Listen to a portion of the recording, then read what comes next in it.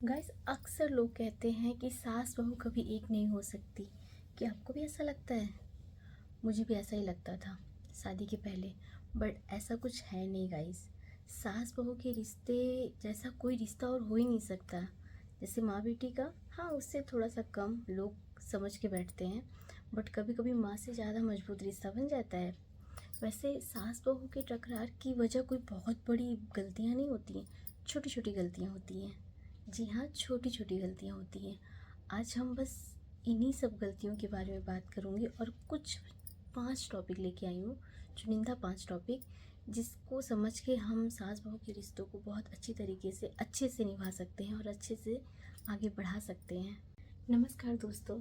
तो आज मैं सास बहू के उन रिश्तों के बारे में बात करने आई हूँ जो हर घर की कहानी है, जो कि हर घर में ऐसा होता है और होता है, मेरे साथ भी हुआ है।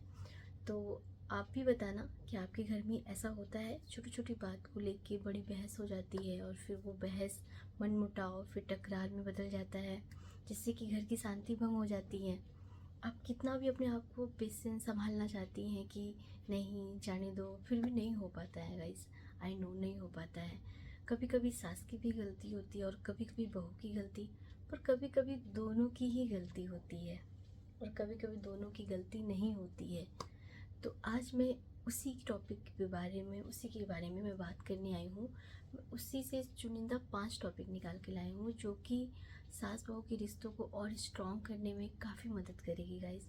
तो आइए आपको इन टॉपिक के बारे में आपको विस्तार से बताती हूँ और आशा करती हूँ कि ये टॉपिक आपकी ज़िंदगी में, आपकी रियल लाइफ में काफ़ी हेल्प करे। दोस्तों, पहली गलती तो ये है कि वो मुझे समझती नहीं।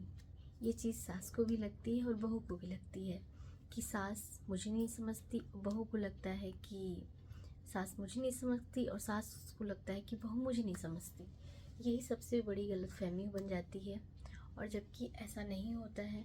कभी कभी क्या होता है कि हम एक दूसरे को ना समझने में सबसे बड़ा रोल वहाँ पे जनरेशन गैप का भी होता है और परवरिश की भी होती है। तो ऐसा नहीं है कि वो आपको नहीं समझती या समझना नहीं चाहती, बट ऐसा होता है कि जनरेशन गैप की वजह से और एक दूसरे के साथ लंबे समय से ना रहने की वजह से, नए नए रिश्ते बनने की वजह से समझने में थोड़ा सा टाइम लगता है। थोड़ा सा वक्त देना चाहिए दूसरे के रिश्ते को, ताकि एक दूसरे को अच्छे से समझ सकें और अपने रिश्ते को अच्छे से आगे बढ़ाएं, क्योंकि रहना तो साथ में ही है।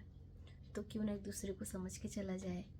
और अगर समझ के चला जाता है तो फिर घर तो वाकई मायके की याद तो नहीं याद आएगी, क्योंकि माँ तो फिर मिल ही जाएगी।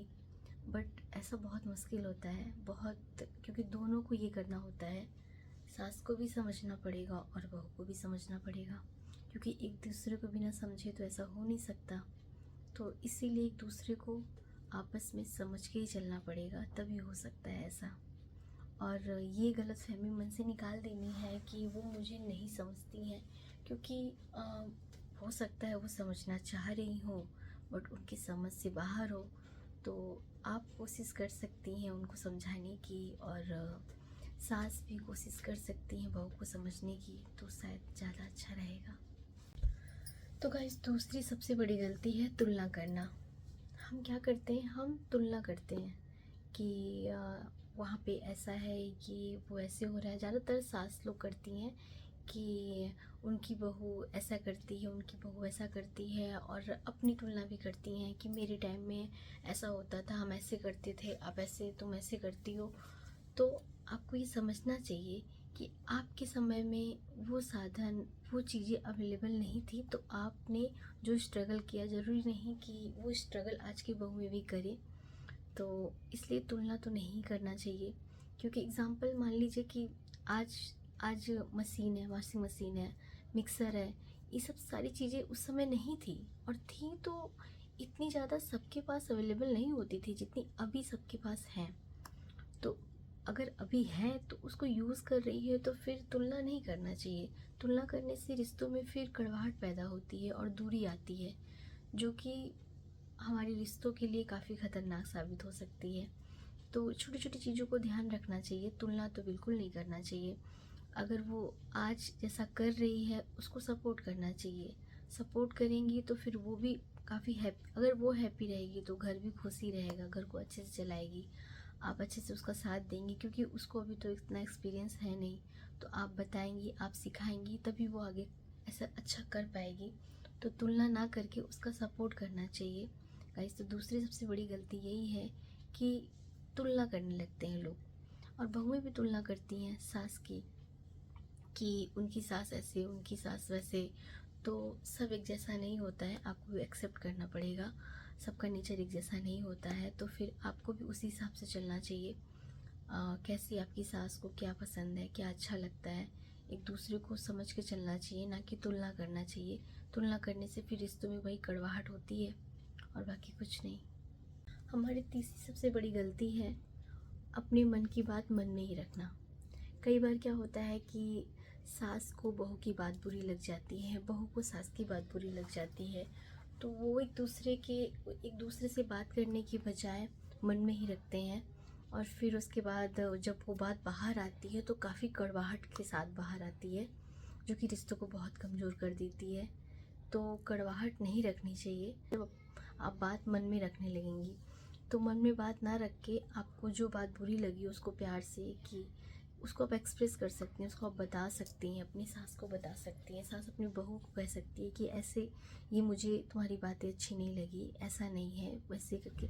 तो इससे क्या होगा, रिश्ते जो है और पारदर्शी बनेंगे, तो और फिर और स्ट्रॉन्ग रिश्ते होंगे, जिससे कि कड़वाहट नहीं होगी और काफ़ी अच्छे से बॉन्डिंग मजबूत होगी सास बहू की, जो कि होनी चाहिए। चौथी बात है, हर बात पे, हर बहस में जीतना। कुछ लोग सोचते हैं कि अगर हम इस टॉपिक पे, ऐसे कोई बात हो रही है, बहस हो रही है, मुझे उसमें जीतना है, अगर आप जीतने पे आओगे तो रिश्तों में हार जाओगे। इसीलिए कभी जीतने पे फोकस नहीं करना चाहिए, रिश्तों में हार ही जाना चाहिए। मुझे लगता है वो ज़्यादा अच्छा होता है। अगर आप जीतना चाहेंगे तो फिर रिश्ते हार जाएंगे। अगर आप में आपकी सास में कोई छोटी छोटी बात पे होती है ना, कि वो अपनी जनरेशन की बात कहती हैं, आप अपनी जनरेशन की बात करते हो, एक दूसरे में थोड़ी थोड़ी बहस होने लगती है, तो उस पर बहस नहीं करना चाहिए।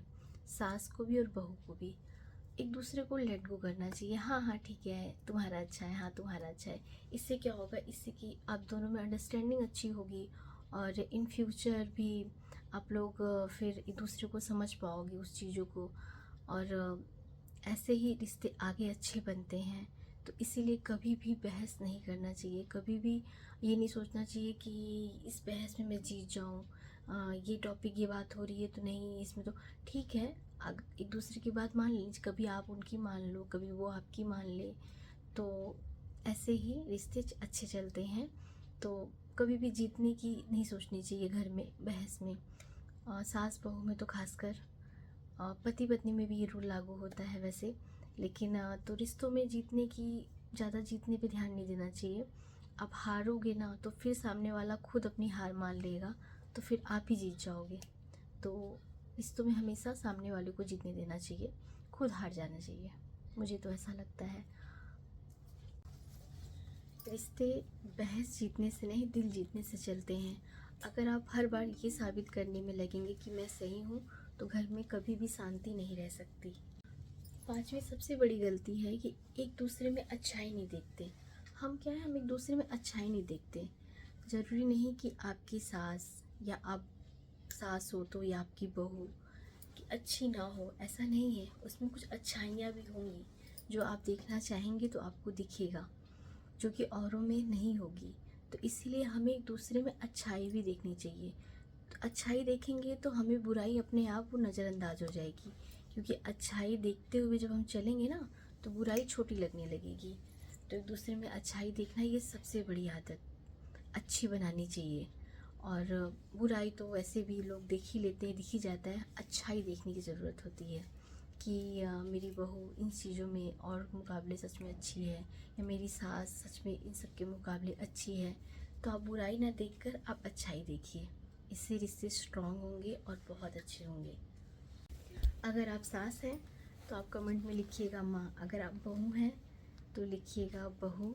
और मुझे कमेंट करके ज़रूर बताइएगा कि सास बहू में सबसे बड़ी समस्या क्या है, जिसकी वजह से सास बहू की लड़ाइयाँ या मनमुटाव होता है, और वीडियो को लाइक करना प्लीज़ मत भूलिएगा और चैनल को सब्सक्राइब कर लीजिएगा। राधे राधे।